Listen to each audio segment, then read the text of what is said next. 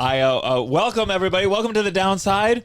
If we sound a little flustered, it's because my co-host likes to cut it close. And normally we have stand-up comedians, so they get there late to begin with. Yes. I think you've, but no, we're here with a man of the theater, and this man shows up early. Early, and you're 15 minutes late. I was panicked. We're going to have to recreate the whole conversation we just had on the podcast. I'm so sorry. Get ready for some acting chops. I'm so sorry. I wrote it in wrong. You wrote it in wrong? Well, so it's in my phone, right? So that's what this morning I had a lot of work stuff before, so I wrote like a little to-do list, and on the to-do list was to leave at 1:15 because I always give myself an hour and 15 minutes. But that was for a 2:30 go, not a 2 p.m. go. And so I was basing my whole day around this to-do list that was just like a note I wrote for myself. And then I got on the train and I realized I was like, it's in 25 minutes, and I was like at my stop, you know. It takes a big man to not lie. No, I'm being fully honest. Fully honest. It was incompetence, not the train. The trains were running smooth. You know, honestly, and I probably would have been here 5 minutes later if I just stayed on the train, because it took me forever to get a Uber up where I was, and it was just who hasn't taken How a often cab? has it actually been the trains for you guys? You know, that's fair. I think probably 15% of the time I say it is. That's pretty good. Like I've been much more honest about it post-COVID than I used to be. I used to use the trains all the time. I don't always anymore. made it a point. I use it a lot, especially for comedy shows. But with my therapist, I always want to be like, I don't want to lie to my therapist, not even small lies. So I really fight to be honest with her. Like, I didn't leave because I didn't care enough to be here on time. Yeah. And she's like, okay, let's talk about that. Yeah. Every session starts with that. Well, welcome. My name is Gianmarco Soresi. This is The Downside. I'm here with my co-host, Russell Daniels. And we are joined by, what's the term you like most? The title for what I do? The title for what you do. Yeah. I guess in this context, I'm a social media content creator. I mean, I prefer, I'm an actor and a producer and a writer. Yes. But, you know, what has made me relevant is making TikToks. All you kids studying acting, what you're really studying is how to someday just make a couple fucking TikToks. This is The Downside. 1, 2, 3. Downside.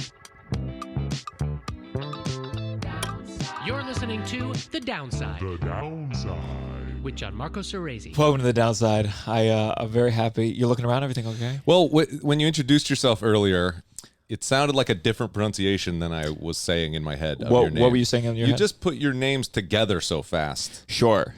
That I thought then your first name was Gianmarcus or something. Oh. I have to say That's it what was fast throwing me because off, yeah. sometimes I tell people my first name and they think I'm giving them my full name and they think I'm being overly formal. And then if I could just go by Gianmarco, it's my fantasy. I've heard people call you Gianmarco. Gian. Yeah. My dad for my whole life pronounced it Gianmarco.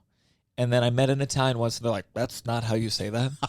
And my dad was like, yeah, I just liked it more than Gianmarco. And it's really embarrassing to like go back and correct people the pronunciation. So were you saying it too, Gianmarco? Yeah, that's how I introduced myself. When did you turn? Like, when did you stop? I think I probably in college, you know, where you get to reintroduce yourself. Very late. You're like, okay, we get to restart. And that's when I said no more nicknames. People always go, can I call you GM? And I'm like, I can't, because if you do it, I'll never get called Gianmarco again. GMG is what I did in high school when I was goth. Yeah. I've had to fight against John tooth and nail my whole life. Yeah. To this day. When you do Starbucks, do you do Jonathan? Yeah, I say Jonathan. Yeah. I always introduce as Jonathan. That's Sure. it. And then sometimes Jono or Jono. Jono. Yeah. I have an uncle named Jono. That nickname came up. I was like, okay, I can go with that. You like Jono? Yeah, sure. Cool. That's okay. I just don't prefer John and never did, really. Yeah. And yet it's a default thing. I mean, people yeah. instantaneously, it's one of those, Jonathan's one of those names where they just John you right away. Yeah. And I like calling you asshole. Yeah. Or late asshole. Yeah. So I wanted to, I don't know if you have anything to talk about, but I had a big morning. I hope this isn't too graphic, but it's true. So I work out. I don't know if you've watched the video of this podcast. I work out and I'm so nervous. no, so I've been having like a dull pain in my right ball. Okay. And so it was like, and I got it. The first doctor said fine.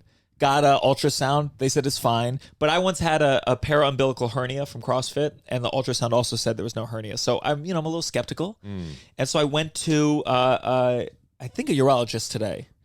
You think? You think you went? No, Or I you definitely think went. they I were definitely went. okay. I think they were a that was his urologist. title?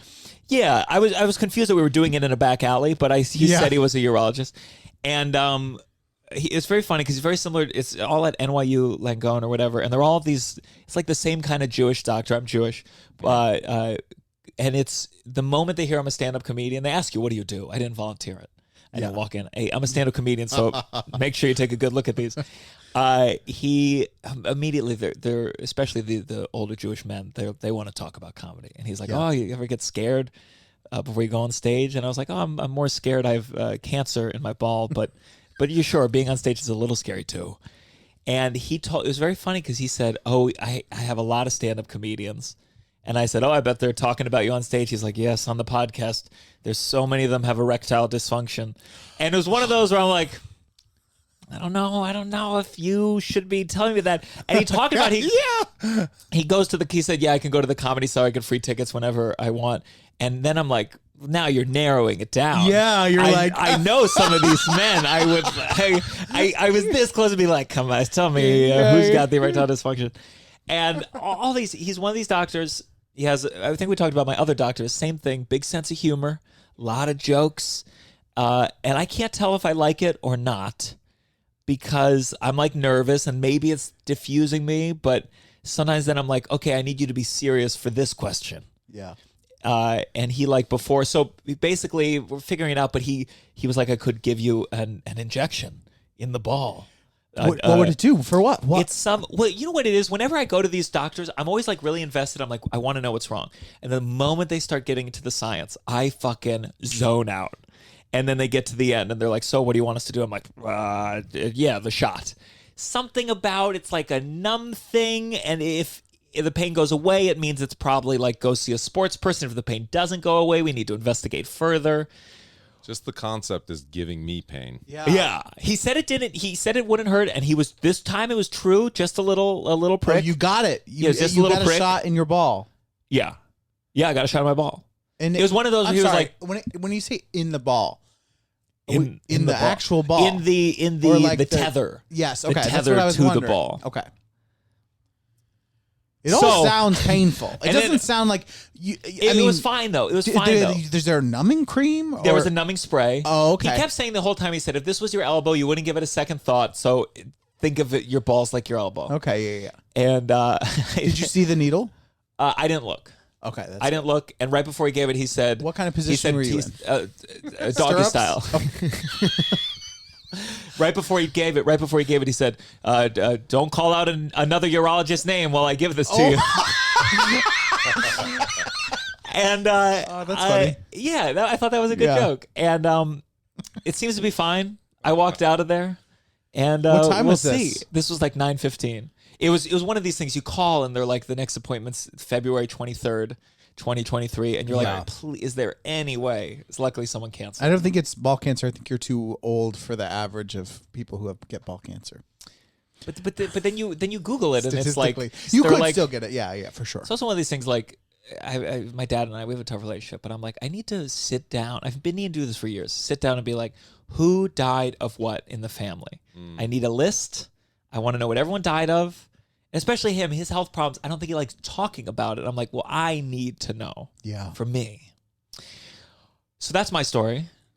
I figured, talking because you do so much physical work, you must have had a boatload of injuries in your life.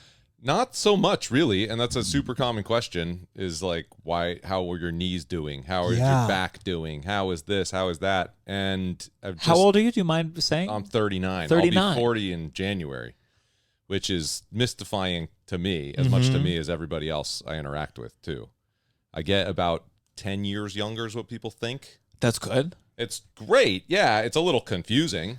It's a little bit wasted for someone wearing a mask all the time. This is true. Yeah. And also people think I'm like 19. Like I'm on TikTok running around in an animal costume. So it's really hard to like track my actual age onto what I'm doing. Wait, Gianmarco, you should explain to the viewers. Oh his yes, thing. of course. You'll see in the picture we did a whole while you were here. We did a whole photo shoot and a film shoot of Buddy the Rat arriving at the studio. Really incredible. I'm sorry, missed that. And right now you're very big everywhere as Buddy the Rat. You've probably seen it on Twitter, on TikTok, on everything. I first think I saw the one with you as the rat dragging the pizza. Yeah. Yes. Recreating the pizza rat. Yes. And then just the ones of you on the subway. I retweeted one way back. It was you on the subway, and I said that's the smallest rat I've ever seen. Huh. And didn't do well, but I still I saw it and I engaged and promoted the brand. I appreciate it. No, that's what I need is engagement. Yeah, it was good. The pizza one was New York Nico had reached out to me to meet up. I had maybe 1 or 2 viral before that. And he said, come and join me and bring your pizza slice. And then he filmed that, got that moment of the guy stepping out of the way. Yeah. Which matters, which Sure. makes it a moment. I've since learned too, there's so much footage of me as the rat. And there was one that was really popular because no one had seen it before. Yeah. Now that you've seen it, it in and of itself is no longer interesting. Sure. It has to be about some interaction that happens. Yeah. How people behave. And So tell me, it's hard to know where to start, but I do think we should with the rat. When did you start? When was the first time you came up with this? 2009. 2009. So it's way older than people think. Were you in New York at the time? I had moved to New York right after college, 2005. And then my first professional job was with a theater company that does this kind of stuff. I was in a show called Frogs. And we were literally frog characters on the stage. Big papier-mâché masks, full-body costumes, extreme body movement. We were frogs and alligators and penguins. And was it like just a movement show? Yeah. No dialogue. It was these 3 to 5 minute sequences of animal creature characters. Where was it playing? Portland, Oregon is where the theater's based, but they would do a national tour every year. We went to China with it. They've been like all over the world. Wow. So I was doing that for 2 years and then coming back and forth to New York. And obviously you live in New York, you hang out with rats all the time. Of course. Yeah. It's not a lie. People, I know you don't like talking about shit about New York. I don't think it's shit. It's just a part of the thing. There are so many rats. I've had a rat run into me twice. And it's a real sensation. Actually, like bump into your Bump foot. into right? my- I've had one run over my foot before. Yeah. Ran over my foot while I was and it's standing. like when it hit my leg, it's a thick piece of meat. Yeah. It's Oh, like yeah. it felt like a leg slapping mine. Yeah. Ooh, ugh. Because squirrels don't run onto you, generally. Yeah. And there's a lot of squirrels. I think some people get bit like now and then, Oh, God. and you can have to get checked for rabies. Squirrels seem aware of what Yes. they're doing more than Yes. rats. Yeah. Rats always are running from something. Kind of involved in themselves. You know? New York City rats are like New York City people walking around. Yeah. They're like preoccupied with the business they're on. Yeah. But also, I don't think people who don't live in New York understand the trash situation either. The like gigantic piles of bags of trash. I don't even understand what twice a we're week. doing. Is And it twice a week? That's what they do? something. Well, I don't know. Whenever trash days are, especially really big apartment buildings. Yeah. And sometimes a bag will be trembling. Yeah. And alive with like 20 rats inside. We get raccoons because we're by a big park up in Inwood Hill Park, and it's so funny at night. You'll see them come from across the street to the park, like 20 of them, and they'll be in the trees. And the whole bags get ravaged. You saw a raccoon in the trees? Oh, they climb the trees. Yeah, there's that's scary. there's like 20 of them, and it's before like I've come across it with the dog, and they'll get a little spooked and they'll run up the tree and just wait for you to pass and then come back down the tree. But there's tons of them, and you'll hear them. You know, I don't know if it's They're so surprising because they're so big. they're huge. I don't understand Yeah. Where are I think it's moments like that you're like, wow, human beings, we can't stop this. No. Like you think about all the ways human beings try to control nature, and then you're like, these gigantic, bigger than dog-like creatures thrive. Well, one time I was in Astoria and I was sitting on my stoop and I was on my phone, like I was waiting for a roommate or something to come down. We were going somewhere. And this is a part of Astoria where there wasn't really a park close by. There was a lot of, houses. And I looked to my left because there was a garbage can out in front, right by the stoop. And I looked to my left and I had been really still on my phone and I hadn't really looked up in a long time. And like 3 feet from me was the biggest possum I'd ever seen. Like with its I don't know what their paws, hands. You pause, I think. Paws. Not hands. Well, they look like they're like they look like cans, but on top of the garbage can, like that's how big it was that it could reach the top of the garbage can from the ground, and it was just like. And it like just turned and looked at me, and it was so close. And I was like, "Where do you live? Like you're so big. Like where do you live in the middle of Astoria?" Like it was wild. So you did this show, and you're playing a frog. Yeah, and 20 other animals. And were you not a rat? Were you always what you go to college for? Acting. And were you doing movement? Were you a dancer as a kid? Like were you? What are you? Traditional theater kid growing up. Musical theater, plays. Yeah. When I was 7 years old, my mom had me enter a playwriting contest that I tied with a high school senior, and they produced my play. And then when I was 9, I did Rumpelstiltskin at the community theater, and then I was just totally hooked. I've been blessed with a vision for my life, right? I was like, I want to be an actor. This is the thing. I knew right away. And then I went to performing arts high school, and then which high school? Arizona School for the Arts. Okay, it's a charter performing arts high school in Arizona that's still active. It started in the early '90s, and it's still going strong.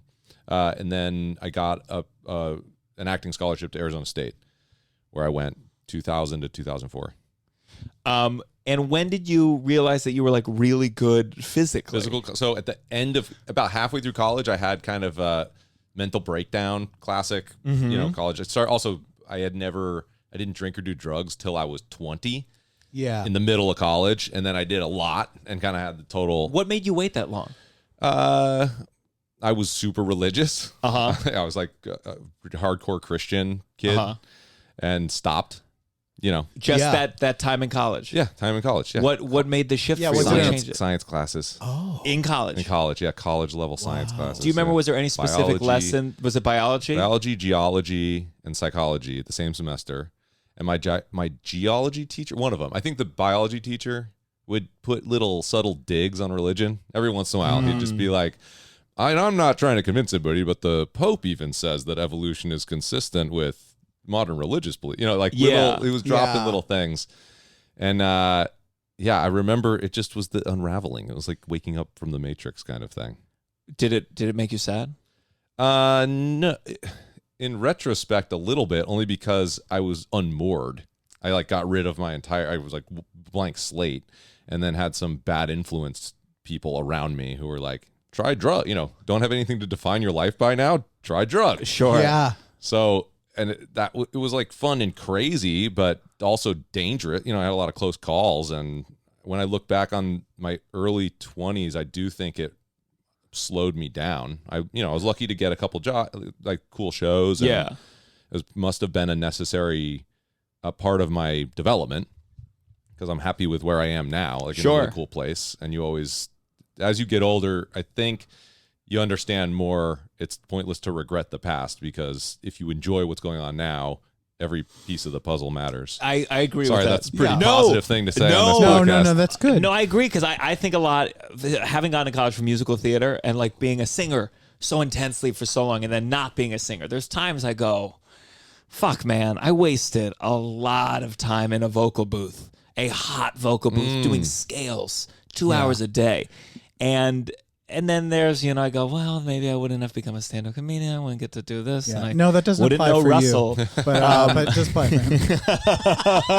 You just wasted that time. Like, would you be funnier with that extra couple of years of... Sure. I would be further trying along. out jokes. Who knows? Yeah, who knows? Who knows? I'm amazed at successful 20-year-olds or 22-year-olds. I know. Actors, Amazing. movie stars, all the time. 22-year-old movie stars. Well, I'm like, how do you do an interview? Sometimes I am, and carpet? sometimes I'm not. Sometimes I'm like, there's like you were kind of like, some people are like in every field are like picked to be like, you know what I mean? Like, we're like, look, we made this pop star that you just are all gonna like eat now. Like we're, so I do feel like sometimes that happens with actors too. Once in a while you see like a kid actor and you're like, that's insane what they're doing, like what they can tap into as a kid. And then it doesn't always translate later on. Well, but Britney Spears is a perfect example where like, I could never have been a pop star, but I like to dance. I'm not good at dancing. I like to sing. I'm not great at singing, but like I look at that, I'm like, oh, what a cool fucking life. She was like doing the coolest moves, singing the songs, and then you see her talk on Instagram video, and I'm like, woof, took a toll. It did take a toll. You were tired. You were just in a conservatorship. You just got out. Yeah. We'll see if it goes well. We'll Yeah. see. But I'm sometimes comforted when I see people who are kid stars kind of unravel. Yeah, well, kid stars is a different thing than early 20s. Yes. Or mid 20s success. Yeah. Sure. There's something when someone knows exactly what they want to do and how to and they have the ability to do it. Yeah. When they're in their 20s, you're like, wow, that's good for you. Because I felt like there's a whole 10 years where I was like, I don't know, still not knowing. I just didn't believe it was possible. It took me my entire 20s to start to understand that I can just be successful like anybody else. Yeah. If that makes sense. Yeah. I think it was people I was around. I think it was a bit like, I don't know, you're going to get to the thing that I hate or something. And it really is cynicism. It's as ironic as that is to say, as I've gotten older, I have fewer and fewer friends my age, and I'm finding myself spending a lot of time with people in their mid-20s, early and mid-20s, and I think it's mostly because of their attitudes. They're just naturally more positive and expecting good things to come. And I found that artists my age, or as they get older, when you haven't really broken through or super successful, everything is laced with cynical hatred of the whole business they're a part of or something. See, well, I have to defend cynicism because this is the downside. But I don't, there's a mix. You can claim, I don't know if I'm a cynic or if I'm a pessimist, because I do think those are distinct things. I think pessimism is anticipating the worst and predicting the worst, or knowing the way human beings work. And cynicism feels like a certain degree of defeat. You've given up, or there is no point. I think that's the difference. But what would you call me? Because I consider myself sometimes a cynic, sometimes a pessimist. I don't think you're a cynic. I think you can be you have a podcast that's celebrating the negativity. But I also think you are an optimist, but I think an optimist who can be often pessimistic. So you can be I don't know about you can relish in the negative things, but I don't think you're saying I don't think you don't believe that there's the possibility or potential for good. I couldn't get out of bed. I couldn't do the things that we do. But I also think positivity can be crazy, because I also think, especially in our industry, some actors can be positive about their situation, and I'm like, you shouldn't be positive because you're being exploited.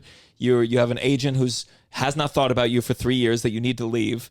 You think you're going to be a tenor and you're actually a baritone, and you're never going to get a part doing this. Gianmarco talking to his past, his past self. This is like a therapist session right they're now. They're all my things. Where I think sometimes in the acting industry, positivity is dangerous. Or again, we're talking in big grand things, but I mean delusion, I guess. And I feel like so many things are set up to encourage you slightly. And I look back on what I would consider my wasted years was just pursuing television and film, where I thought I was making progress by doing these classes, by being a reader. And then I run into a casting director. I did free. I read for them for free for auditions for a year, and then they don't know who I am. Yeah, and I go, that's, if I had been more cynical or pessimistic, I would have been like. Or more memorable, if you were.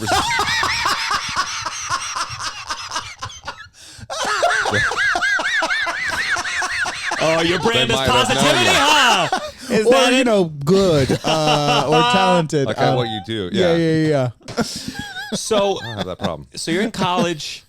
You're a mess. You're drinking. You're smoking. Who knows? Yeah, the last 2 years. But the interesting thing was I had this sort of break with traditional acting, psychological narrative acting. I did a couple of plays. I think a David Mamet play, Sexual Perversity in Chicago, and something else. Good play. And I was just not there. I was on stage. I've been doing it my whole life. And for the first time, I was not able to do it. The audience, it seemed to be working okay on the outside, but I wasn't feeling it. And so I made this distinct choice. And I came to New York. I had seen De La Guarda and Slava's Snow Show and Blue Man Group. And I was seeing these shows that were blowing my mind, that were totally not, they were every bit theater performance, but totally not psychological acting. Also seeing plays, I was just bored to death. I was like, I don't want to sit and watch people sitting around a table talking. Yeah. I'm just spent the day talking to people. What's the point? I've changed since, and I love traditional theater again. But at the time, I made this distinct choice. I was like, I want to be a physical performer. I didn't quite know what that meant or if there was any potential for work. And luckily, after a year in New York, this theater company, Imago Theater, held auditions, and I booked it, and I was a part of that company for 4 years. Were you an athlete? Were you? I mean, you clearly No, total Really? theater kid. Yeah, total drama geek. That's amazing. Hated. I was proud of myself for like sneakily getting out of PE in junior high. Yeah. By interning for the drama teacher and then the shop teacher. I gotta Wow. Yeah, I didn't have to do a PE credit because I was like the assistant to the shop teacher or something. I hated sports and I hated PE and I since regret that. In my late 20s, I was turned on to exercise and fitness, and it totally changed my life. And now I'm like, I think about the body I have and what could have happened. I mean, I could have probably been a really good athlete in high school and college. Sure. I just had zero interest. They don't. In my They spirit. look. I started working out way later in life, and I'm like, there's something about the whole system. It never appealed to me. Yeah. I look back now, and I'm like, I could have liked basketball. What sport do you think you would have played if you could go back? I think I did the ones I did. I played Football. football, and I was on the track team throwing stuff. Do you ever see a football really? game and think like, ooh, how cool would it be to be down there? No, I did. I initially missed it for like 2 or 3 years right after high school because I like missed the feeling of like being being on a team and doing a physical like thing. Yeah. Like it's different And than winning, theater. and like the You feeling know? of you do something, then you. And like it was a real like you're it's very you get so tired from doing this thing, but you're doing with everyone else. But I after a few years I don't like feel that anymore. I don't feel like. I don't know. Yeah, I don't know about team sports. Like I do think I got that all the camaraderie and teamwork from theater, Yeah. but just working out, just making your body a little better. Yeah. No one told me it would be a good thing as an actor. Yeah. And then I started working out, and suddenly I go to auditions, and I'm just confident. I don't have to fight it. I don't have to like get myself hyped up. I'm like, oh, no, I'm the thing they're looking for. Like, it's just something about it. Did you just go? I started with P90X. Like that was truly the thing that like hooked me. It's a pretty good story for me. I went on a tour of a show called Dinosaur Petting Zoo with it was an Australian puppet company that has this 15-foot long baby T-Rex puppet. And I got hired to be the T-Rex. And it's like a 90-pound puppet. And I was okay strong. But I went on tour with these two Australians, and the thing they did every day was go to the gym and work out. And so the first couple days I went with them, and I was super sore. And then the next day, like, we're going back. I was like, I'm not going to go. Did you have any days you were so sore you could barely puppeteer? Just the first day. But then I got up from it. And then since we were on tour for 6 weeks, and it was just the three of us, I just started going with them all the time. And it just, they taught me how to work out, how to do things. Yeah. And I don't know. It's just, I don't know. So you're learning all this movement and puppeteering like on the fly, kind of. Yeah. It's interesting because I do a lot of work in puppetry, and I came at it from acting. I spent all my training was in acting and theater, but I never expected to become a puppeteer or a mask theater performer or physical performer. So it's all been learned from actually doing it. It's interesting because I feel like puppeteering, like, again, they have these arts majors now, but they're pretty broad. They're theater, musical theater. And I know a couple, I auditioned for Hand of God, and I worked with the puppeteer on the callback. And it was a similar story where she was an actor, and all of a sudden now she's a puppeteering person. That because there's not as clear cut you go to college for it. The people find it later. There's not as many people who have been puppeteering since they were 10. Yeah, not as many, but there are. And there's a degree, UConn has a degree in puppetry. Really? Yeah, and a lot of professional puppeteers in the city went there. Ooh, I wonder if it's...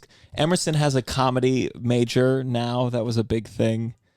I have no problem with these majors, but I don't think most of them have professors qualified to have people enter the workforce today. These professors don't know TikTok, for example. Right. Nobody knows TikTok. That's my only problem with arts degrees, where like I think you can teach a lot of things, but if you're not preparing them for like the business part of it, you're taking too much money for what you're setting kids up for. That's my thesis about college stuff. So yeah, you do this. You're part of the, what's the name of the company? Amica? Imago Theater. Yeah, I did a commercial audition for an insurance company called Imago. Yeah, no puppets involved. except for me, I guess, a corporate show. Yeah. So then when did you get to do the Blue Man Group? Well, real quick, in lead us there. 2009, summer of 2009, this opportunity came up to do a 10-minute play, and I said, I'll do this rat idea that I have. And luckily, I was in a position with this company in Portland. I said, hey, I want to make a mask. What do I need? And they're like, go get this kind of clay, get this kind of paper. This is how you make the paper mache. So I had the people around me to teach me how to do it. I tried my hand on it. The mask turned out cool. No, hold up. Were you good at arts and crafts before? No, not really. That's a surprise. Yeah, just making masks. That's a if total I surprise. made a rat mask, it would be the worst. This was the first mask? Total God, lucky. it's there. This is the third. I didn't notice it. Well, it's so funny because Russell asked me, he's like, is he going to bring the mask? And I was like, I don't want to impose. I don't want to be like, bring the mask, but hopefully he will. No, and you did. Wow. This is the third iteration of the mask. Got the it. first one was a lot smaller. It didn't quite fit over my head. The eyes didn't blink. It didn't have these like features that I always wanted it to have. What improvements did you? So it was too small. It was too small. Yeah. Where are you seeing out of? That's the most common question Uh-huh. I get. So boring. No, it's true, but it's no matter how many times I answer. The mouth. I'm wearing it. Oh. On the top of my head. So Got that's it. another reason why it's kind of scary looking when I'm down in that position. Yeah. Because it looks like my spine is attached to my skull at the back How do you of my skull, not like a Wow. and how do you just technical questions. Mhm. How do you blink? Like how do you control that? human. The blinking, there's a line attached to the eyes. So I don't actually, it doesn't happen live very much. I put it in a couple of film projects and a couple TikToks Okay. and stuff here Gotcha. and there. I'll demonstrate for you. Ready? Wow. It's cool, right? So Yeah. you made this? Yeah, I made it. That's incredible. So But you're clearly and like are good at arts and crafts this too.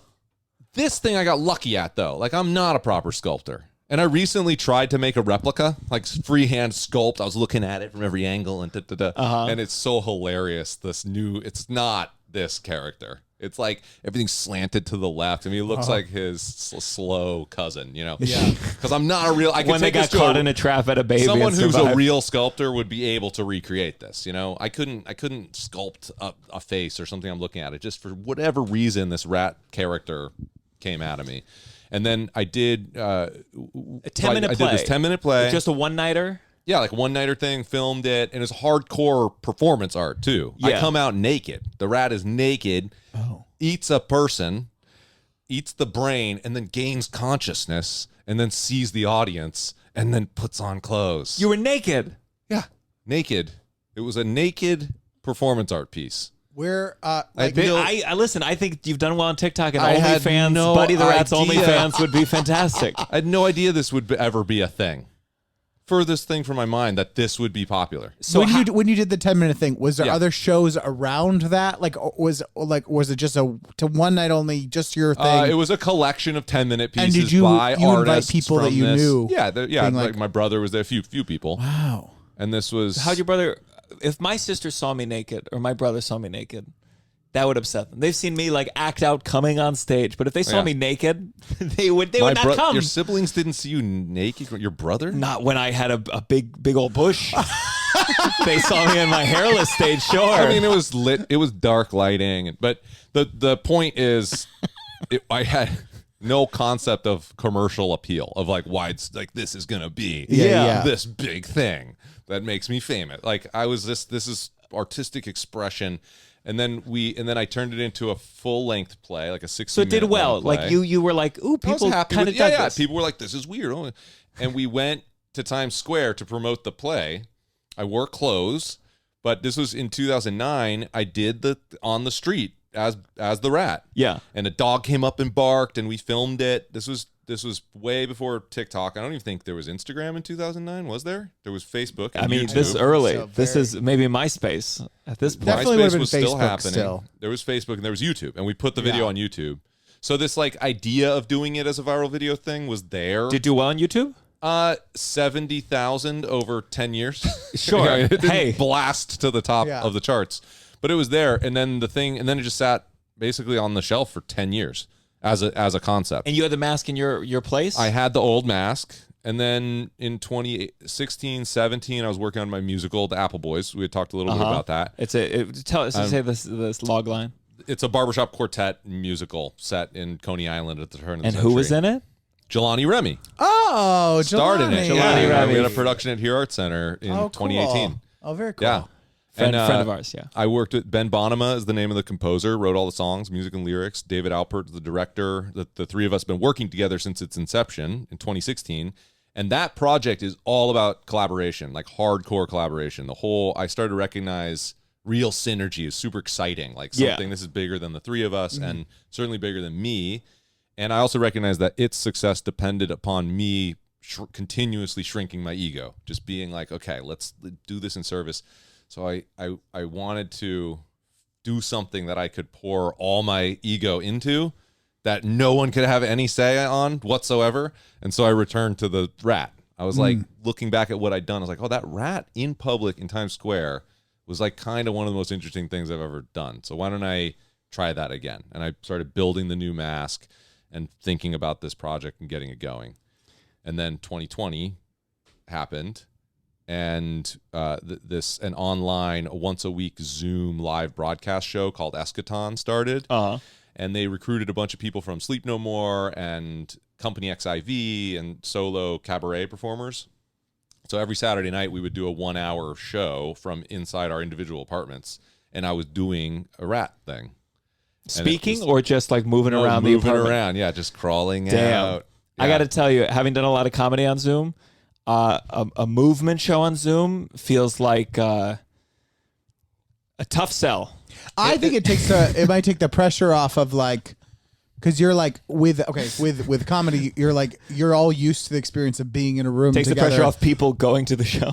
No, but you know what I mean? Like, there's not as much pressure of like an outcome of like, oh, they're going to laugh or they're going to like they might have a lot of different reactions to Buddy the Rat wandering around the also thing. the structure of that show was there are 20 things happening. So if you watch something for like a minute. Oh, you did and like then you go to it's like immersive. okay. Immersive Zoom. theater on. Oh, that's fun. There's a man. central hub, How did I and then miss you that? go. From We room all to did room our to room best, to room. man. Yeah. COVID was a tough Yeah. year. was cool. I started doing Zoom shows again. Corporate shows have come back, and I was surprised. I'm getting booked for a lot of corporate shows, and doing these Zoom shows like after a year, kind of off of them, makes me so pro-vaccine. We need to take care of Zoom shit. corporate shows. Zoom like Now. Why'd they go away for a while? Well, because the companies just because of the holidays, they're doing a lot of events. Okay, And so now they're doing their annual event. and they're still not quite ready to gather. Yeah, in person. And I think there were a lot of companies, especially companies where the jobs are spread out over the world, where they're like, oh, this is an easy way to do a thing together instead of a retreat or whatever. Yeah. So Yeah. I do them. Some of them. Instead of something fun and something fun. engaging and interesting that you listen, might remember Yeah. and bond. I give them a show. But it can be tough. It can be tough to do an hour of clean comedy. Yeah. Over Zoom. When it's clean, it becomes even tougher. Real quick, let's take a commercial break right here. And we're back. Welcome to The Downside. Again, I always forget to say this, but if you are a fan of the show, join the Patreon. It's patreon.com/downside. You get early episodes, ad-free episodes, and at least 2 bonus episodes a month from Russell and I talking about all our doctor appointments in great vivid detail. Vivid detail. Yeah. And Russell almost throws up every time I talk about injections and cuts. Again, that's patreon.com/downside. 2 bonus episodes a month, early episodes, and I'm throwing up some extra content of, me performing at my friend's wedding that we talked about on the show. It's all fun stuff. So join it. Back to our guest. So when was Blue Man Group? Blue Man Group was 2011. Okay. Now, how long had it been running by then? 20 years? Because I remember seeing 91? Blue Man Group was one of those things. It's so inventive, and then it became so popular that I almost feel like, no offense, Blue Man Group, it's almost like cliche at this point, but only because it did so well that now that's like Blue Man Group is now like the touristy thing. But when I saw it when I was a kid, I mean, it blew my mind. Yeah. And talking to the blue people after, they didn't talk, right? You say after the show and you just stand there. What did you do in the show? Like what? I was a Blue Man. But Do you know about I the show? played. I know. Did you play do they all play drums? I guess is my question. They do all play drums. Of the original 3, 2 of them were proper drummers and one wasn't. So they taught him a few easy drum bits through the show. So if you get hired and they like you as a performer and you fit the bill, but you're not quite that good of a drummer, you get cast in the part of that guy had. But they still need to test that, like, you can the very drum. first thing they do with anyone before an audition is, all right, I'm gonna do a rhythm, you do it back for me. Just a basic. How complicated? What's the most complicated rhythm you had to do?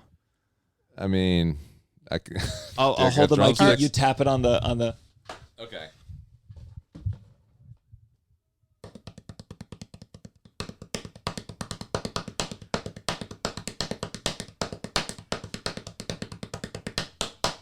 Okay. All right, so we wouldn't be Blue Men. That was awful. Any drummer is going to be pissed off about that. But I feel like I have so many Blue Man questions. Do you is it true like you have to have something like some measurement of your Is it true they head? castrate you before you join the Blue Men? There's like some sort of 5'10" to 6'1" is Okay. what they ask for in auditions. but there's got to be facial like I'm 6'4", Yeah. so they sent me to Las Vegas, where, Oh, where they the, send the the tall- tallest Blue Men go. Yeah, because Wait, it's the biggest why? theater. It's the biggest theater. What? The 1,800 seat auditorium at the Venetian. If you want to see the big Blue Men, you got You to want go to to see the Vegas. tallest Blue Men, you go to Vegas. Yeah. that's so funny. How many people fit Yeah. in that space? In Vegas? Yeah. 1,800. And was it sold out every time? 1,800. Usually the 1,000 at the bottom was sold. That's Pretty, incredible. they sell pretty good. Yeah. Every night you're doing this show? 8 shows a week. Wow. So I think we do 6 shows. Yeah, something. How long did you do that for? Just a year. A year. Yeah, I did training. I did training is 2 months, and then they give you a trial contract, and then they send you to the gig. So How long does it take to put on the makeup? Yes, that's what I was going to ask. about an hour, I think. Did you ever An put it on and go like, God, I can't. I don't want to do this again. It's usually the end of the show, and it's kind of a Krusty the Clown thing where you're just like, you're going out for meet and greet all the time. Oh yeah. And the meet and greet, you're just Like you said, going to meet that. Yeah, you go out and hang out with the audience to do photos and stuff. and you just stand and go like, Yeah, exactly. Exactly that. wow. How tall are you? I'm 6'4". You should audition. Yeah, Have you ever auditioned for them? It would take if I suddenly was like, hey Russ, we're gonna take a couple months off the podcast. I'm going to Vegas to be a Sure. Blue Man. Go for it. No, I don't think I ever did. I mean, I'm sure it'd be a blast. I bet you would be. I bet you would. I had a have a friend. good audition. Every year I felt like he was auditioning for Blue Man Group, and also I was like, he can't drum. It just didn't look like a Blue Man to me. I was like, I was always, but he had it like in his mind, and he would always, and if he hears this, more power to you. But every year he'd be going out for Blue Man, and I'd be like, I just don't know if it's for you. You know what I mean? Like he really had no musical like thing at all. Like where you're like, you have to have a little bit of a thing. You have to be able to learn, because if I had stayed with the company longer, I was in lessons. I was having drumming lessons. Yeah. And I was improving. I mean, I could see. I would this, love like, to drum. track. Something about drum. I've never taken drumming, but I'm always like, that's fun. Yeah. I would enjoy Yeah. that. You know that Emerson's offering a Blue Man major right now. Yeah, they just started. That's and so It's cool. It's cool though. I look to Blue Man Group as a huge mentor to what I'm doing now too with Buddy. I'm specifically modeling a lot of what I hope the success of this project to be, because they were just scrappy downtown performance artists. They had no idea it would become what it became. When they when they started the show, it was a 3-month run at the Astor Place or something. Yeah. And they didn't have an understudy, because they were just like, we're going to do this for 3 months and then move on to whatever else our lives. And then it kept staying open. They have an empire. The original 3 guys did over 1,000 performances all 3 of them without a break. It wasn't until, because they didn't believe anyone else could be a Blue Man. it would be tough to hire someone as an understudy before it's famous. Be like, hey, what are you? Oh, yeah. I'm understudying. It's called the Blue Man Group, and They didn't think they were just so, it was their thing they'd created. It was really difficult to describe. Yeah. But it was working. And then one of the guys cut his thumb, and his doctor was like, you cannot drum tonight with that thumb. So they had the head of the band at the time, like the head drummer in the band, had been named understudy just because you had to. Yeah. And they were like, you're going on. And you're like, oh no. Oh, my and God. apparently there's a pretty famous, they were recording everything with a VHS camera at the time, like every show, to look at it afterwards. And this was now the first time after 2 years, one of the creators got to watch the show. And so he's in the audience, and I guess they'd like turn the camera to him at the end. You see in his face, realizing now that it's amazing. we can have other people. and we can expand and we can grow. And how did he cut his got a paper cut? No, he's a shop. He built the instruments and the set pieces and they stuff. got to make that into a movie where the doctor's like, you can't do Blue Man tonight. I'd love to see the Blue If Man you biopic. Do they ever if you drum, you will die. What do the Blue Men do now? I mean, do they just like they run this empire of Blue Men? The original 3 guys? Yeah. Do they ever pop back in to do like put on the old makeup? Oh, totally. Yeah. I mean, Okay. they're millionaire philanthropists now. Yeah. So they one of them's friends with the Dalai Lama and travels to Nepal. You know, they just do what they that want. good of friends, just visiting frequently. He is. I met him when I was in training 10 years ago, and he's like, Dalai Lama? I just got back. No, I didn't meet the Dalai Lama. Matt Goldman is like friends with him. But they opened a school. They opened an elementary school or early education school. Yeah. They've done all sorts of cool. That's the kind of people you want getting rich, you know? Some indie totally. theater artists. That's Well, cool. you know, Didn't know it. It's It's so pure because they weren't expecting it. There's nothing manufactured about it. At this point, you're right. Over time, they have continued to polish things, and now it's such a big moneymaker. Like there's definitely this corporate infusion happening. It's been interesting for me seeing them starting up like their TikTok account this year. Ooh. Which I want to reach out. I love them so much, but I think there's a little bit, you're seeing like a clash of kind of old school live theatrical entertainment trying to You should reach out. Listen, out. I'll write older comics that I'm friends with, and I'm like, hey, for the tweets, no more hashtags. You cannot have 5 hashtags on every tweet. These days have moved on. And it's, it's not easy. I'm sure some of them go, fuck you, but I'm sure in the long run. In the long run. I tell them, I say, hey, that tweet you just did was really good. Do it again without the hashtags. I'll retweet it. I promise. Yeah. And I feel like that's maybe you should. Do you know? I just thought of one thing. I would just want one last thing I want to say about the Blue Men. I think it'd be really funny if on like a April Fool's Day or something, if they just came out in a different color and they didn't say anything, or if one day they just switched, they just were green all of a sudden and didn't even comment on it. Wouldn't that be? Well, if you funny? talk to them, That's try a good to pass idea. it Yeah, along I'll too. send an email.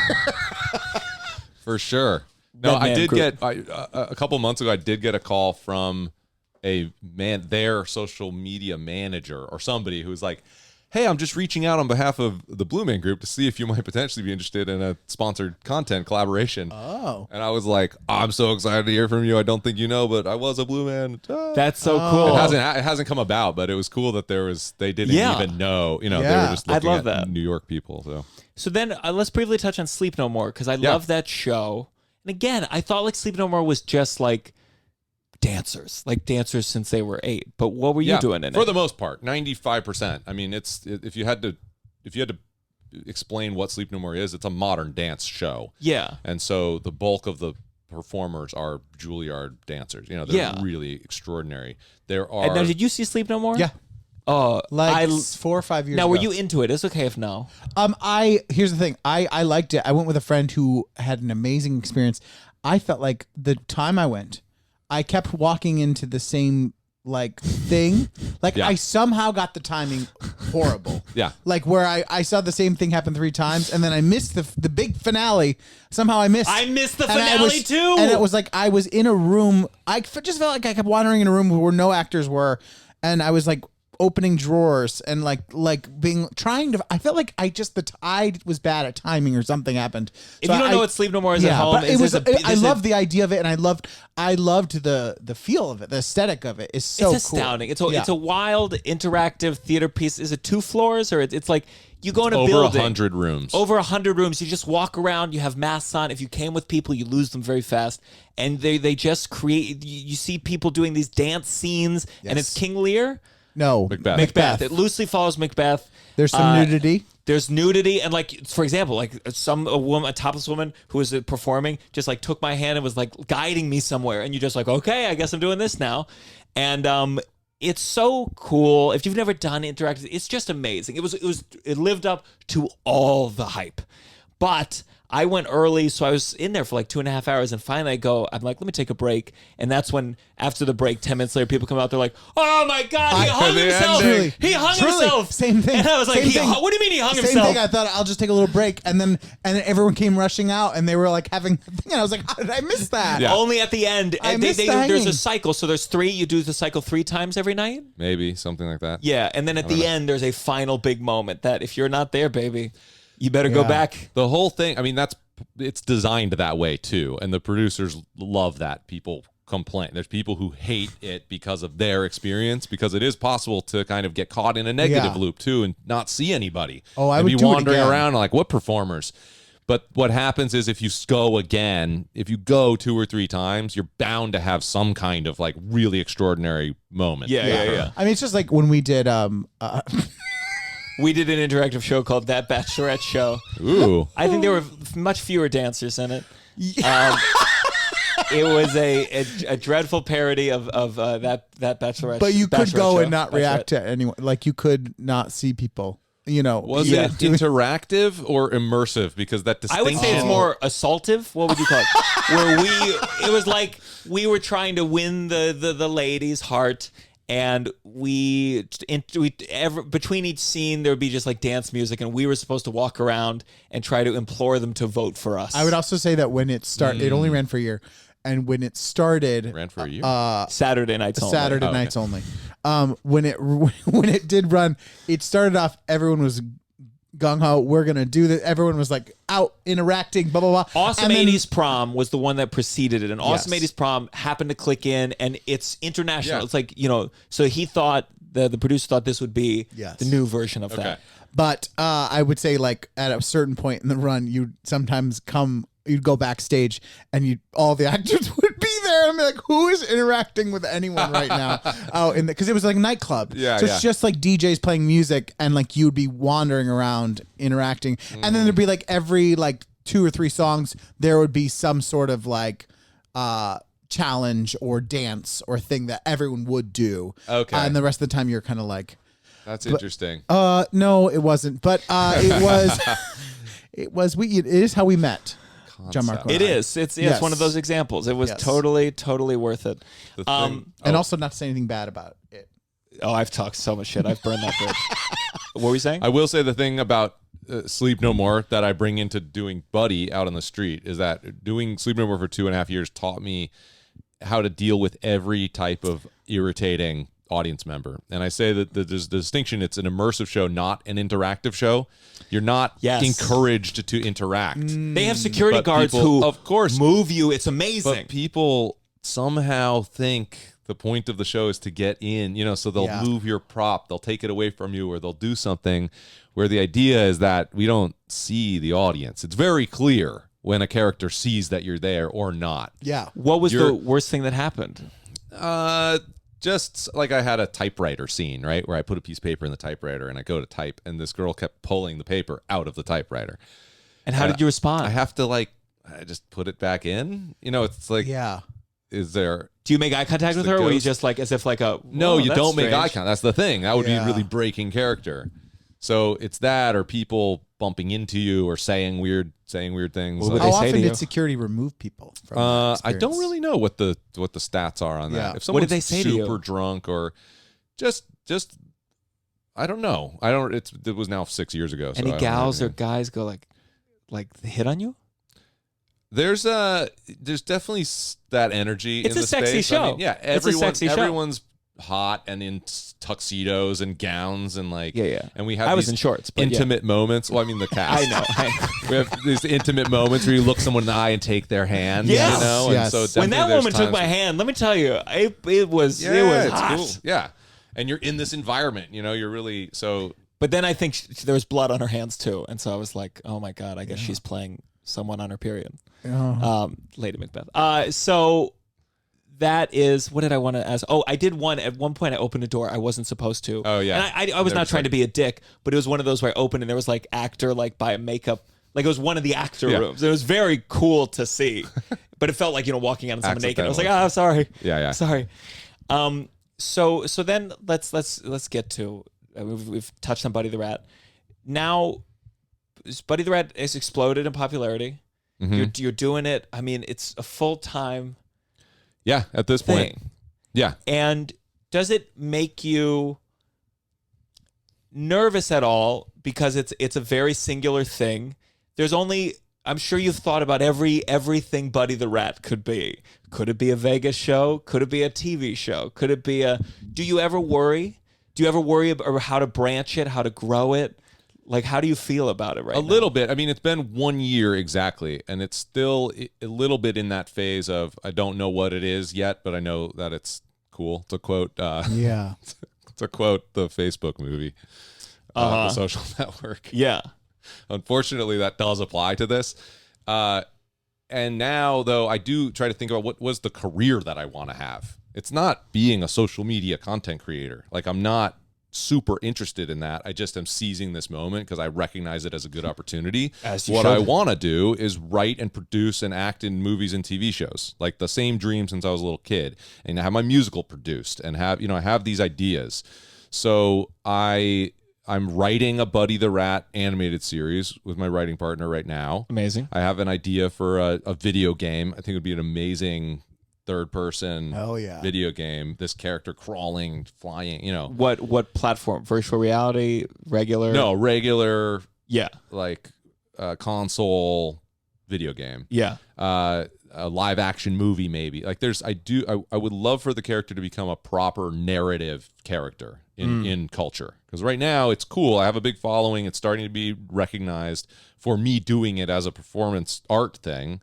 But I think it has a lot of potential, and because I own it entirely too, it's totally an original thing. Have you copyrighted it yet? I have the trademark on the name, and I'm working on copyrighting the image. It's a challenging thing to do because there's just my lawyers have just said it's a really challenging thing to do. Yeah. It'd be funny if you were like, because there's surprisingly a lot of rat performance artists. A lot of rat, yeah, it's a very common thing.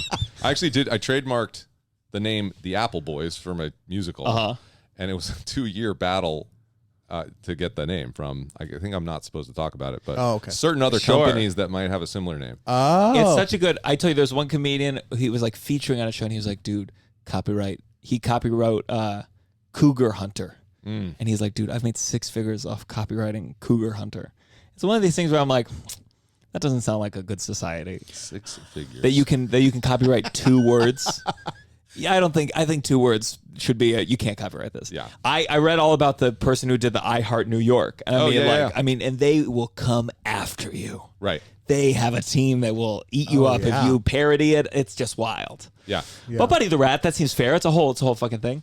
Have you ever, because you're in New York, my honest, like, whenever I think about trained performers.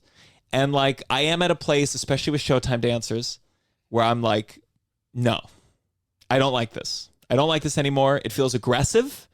They always go, don't worry, we're not going to hit you. I've seen them hit people twice. And I always remember when they tell me that, I'm like, yeah, of course. They're lying. They don't know. Yeah. How, have you gotten any tough, has anyone been really tough with you? Like, get the fuck out of here. Definitely. Yeah. But I'm specifically not antagonizing anybody. Yeah. And if somebody says don't, or I don't like it, or this or that, I leave immediately. Or take the mask off even and apologize and walk away.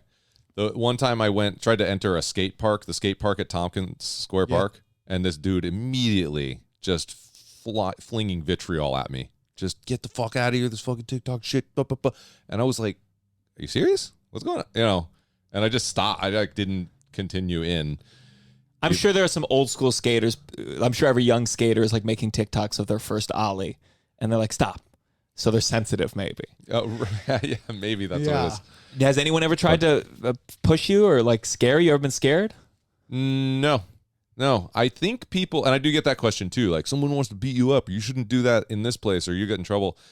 And it's like, I think humans are less psycho than we think they are. Like they're not likely to come up and randomly attack a street performer. I mean, I think I would dig it. I dig art. I dig weird. If I'm walking down the street, I'm like, oh, there's a rat playing around. That's fine with me. It's Showtime dancers, I think, is a specific one where I'm like, you're blasting music all of a sudden. It's in the morning. I feel like you might hit me. It feels aggressive. But in the I morning. like Buddy the Rat. Do you interact with the Times Square people? I've done some and the stuff in Times Spider-Man? Square. Yeah. I've been around a little bit. Yeah, I feel like they're not necessarily. This is not their artistic passion. Yeah, exactly. I don't want to be super associated. The orange with it, 'cause Spider-Man sometimes- is like, oh, Yeah, the costume's yeah. really nice.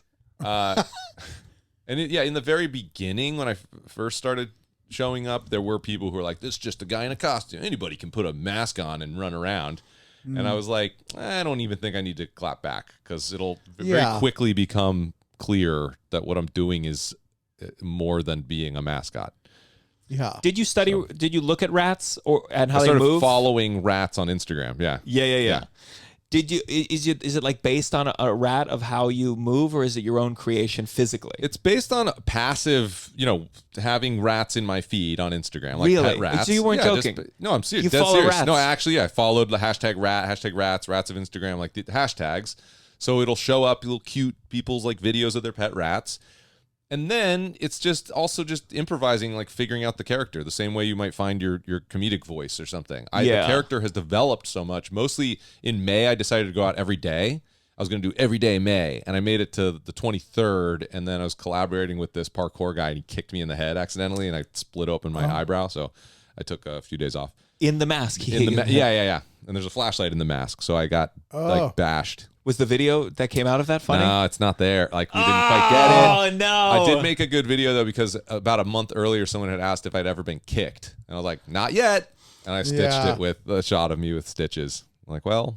Oh, my God. But yeah, but I was amazed at how much I discovered doing it 20 days in a row. I was suddenly like, scratching the ears and doing this little shake and like inviting people to pet me on the head and getting on a trash can and handing people trash. Like all these little bits emerged. Yeah. And I also, he's like 20% dog too. I just do things. I go up to people and like to get a head scratch. Like rats don't do that. Yeah. Dogs do that, but I'm kind of dog-like. I'm a 4-legged animal, so there's just, it's the character. And you have a full itself story is now. born. You could probably, do you know where he was born, for example? Well, the narrative story we're working out right now. We're writing an animated series, so hopefully He was raised by dogs. What about the animal of the rat was like, you were like, yes, that's what I want to.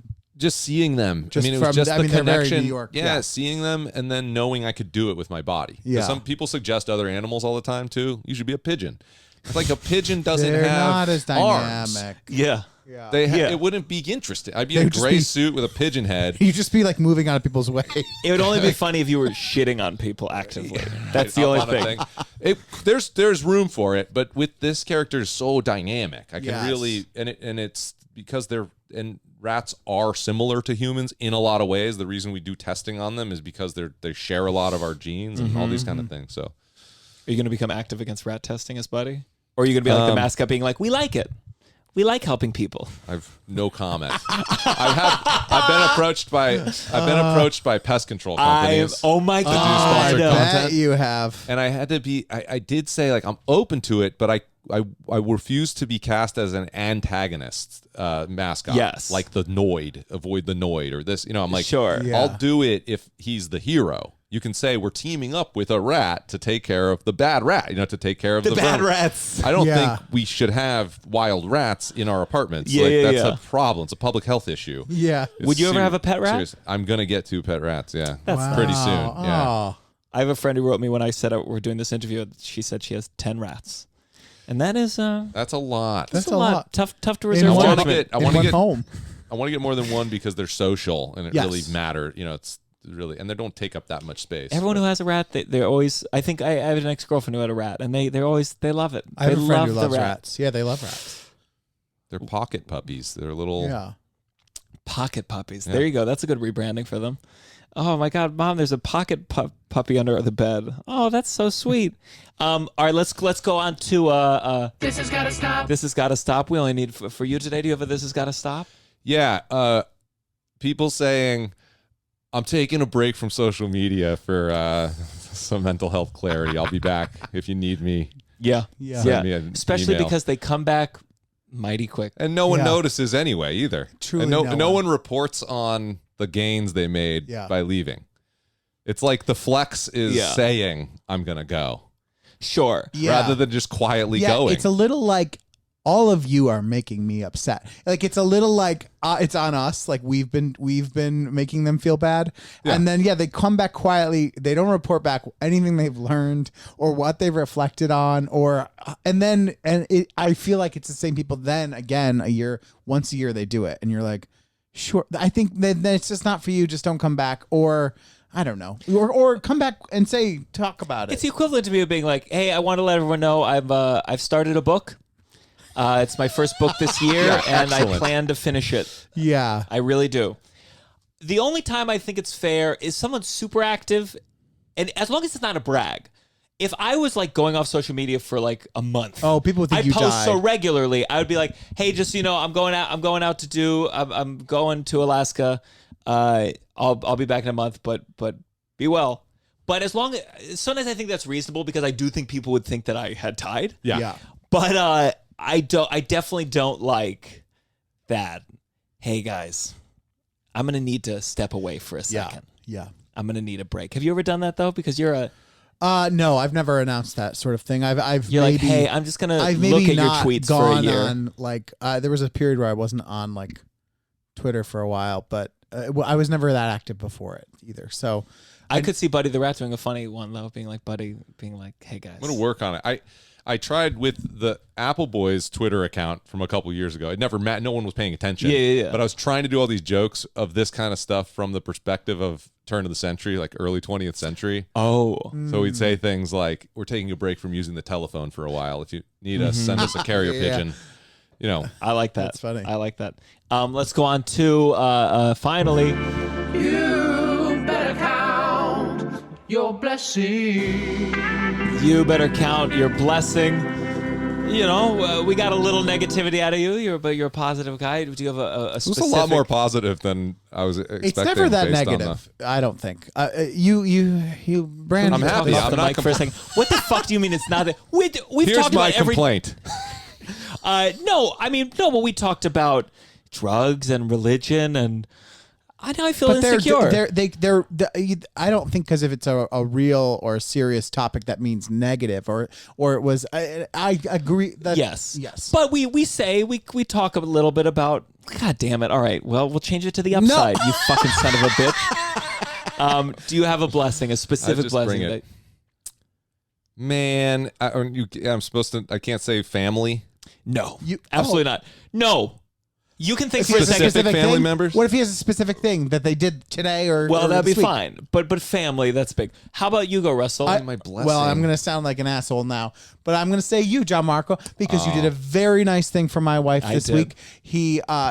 Her grandma, who's in her 80s in Florida, somehow mailed this like package of like dear belongings, like to an Something address. homemade, a homemade gift. Yeah. But multiple things are in this package. It's a big package, and she sent it to an address my wife hasn't lived at for 7 years. 7 years, And so it's close to here.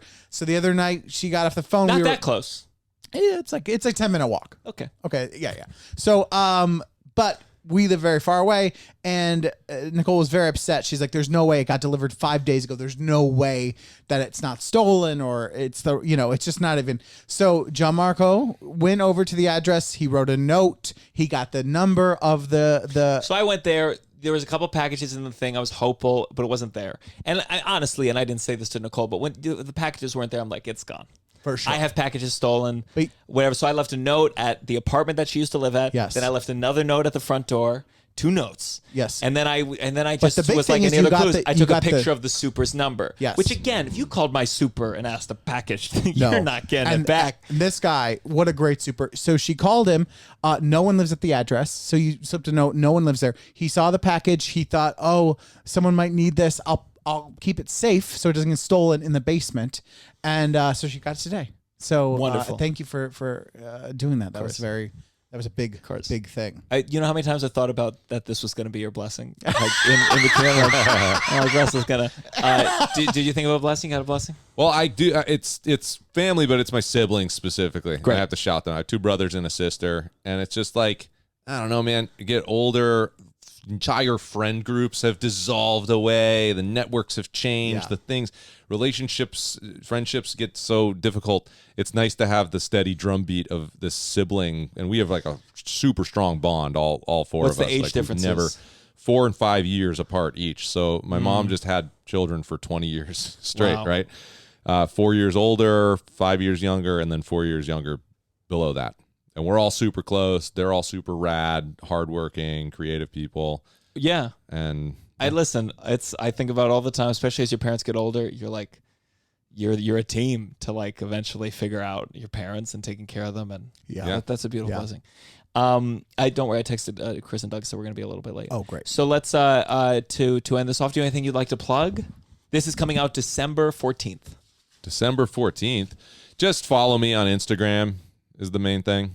And what's the handle? At Jonothon Lyons. At Jonothon Lyons. Jonothon We will Lyons. tag it in the thing. And I'll plug Uncle Function show is this Friday, December 17th at Asylum NYC. And follow me on Instagram too, at Russell J. Daniels. Wonderful. I have to plug a couple. Oh, wait, I have a gift for you guys. I forgot. Oh my God. Oh my God. You do? Yeah. I put it in my pocket ahead of time so I could give it to you during Oh, look at that. Thank you. Oh, Buddy the I Rat love Hat pin. that. Oh, That's look at a this. fantastic This is a pin. good piece of merch. This is great. It's good. It was made by Much better than my merch. Yeah. Raro Creations. Oh, the pin wow. company. Very That's cool. amazing. Thank you. I love So it. former security guard from Sleep No More started a pin company during the pandemic.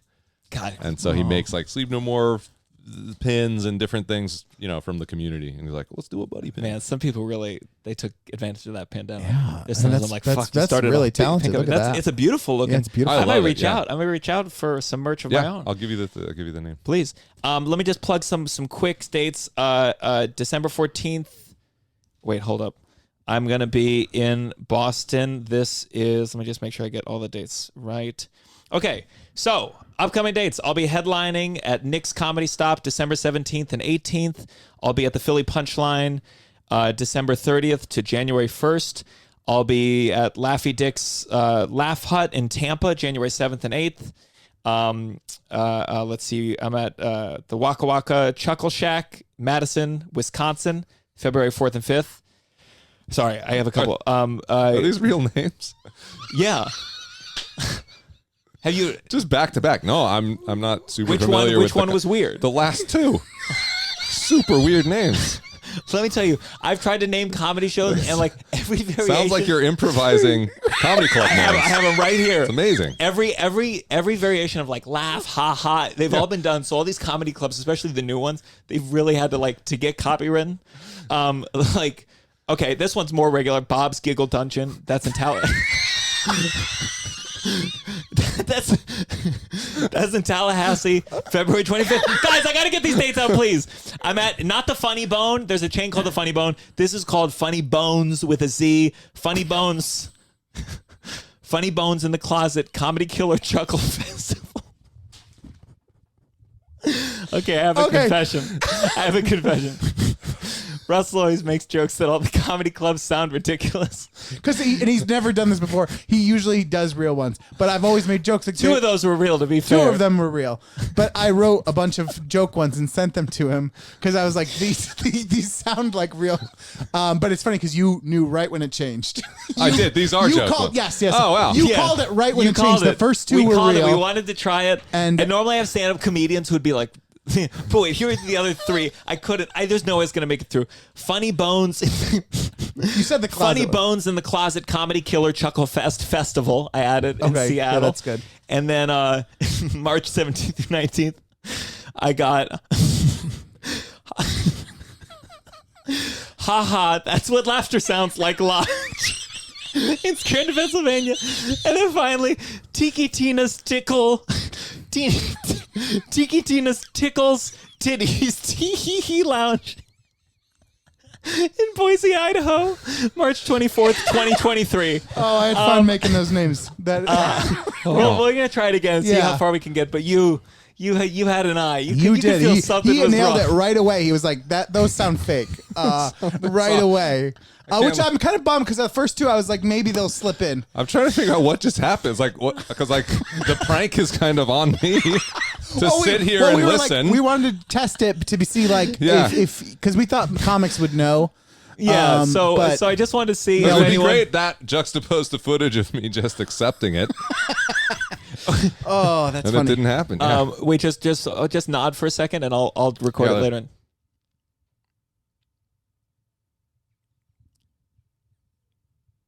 It's gonna be a really good time.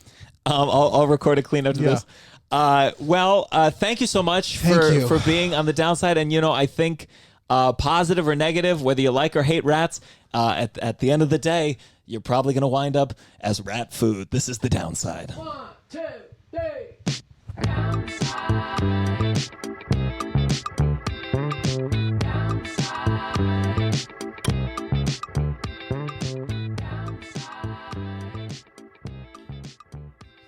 That was so great. That was so much fun.